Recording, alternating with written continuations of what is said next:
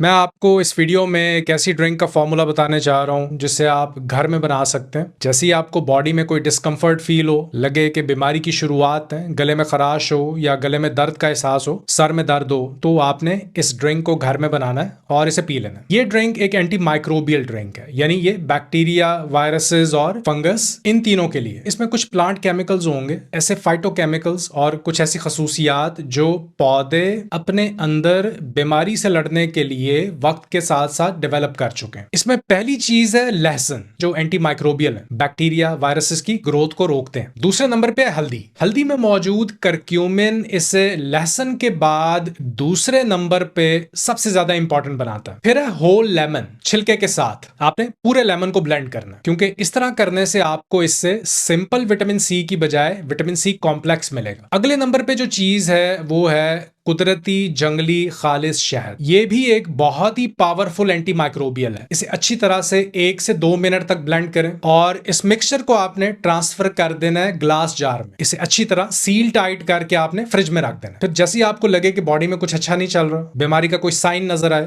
तो आपने इस ड्रिंक का एक शॉट पी लेना। ये 3 से 4 टेबल स्पून बनते हैं। ये है आपकी नेचुरल एंटी माइक्रोबियल ड्रिंक।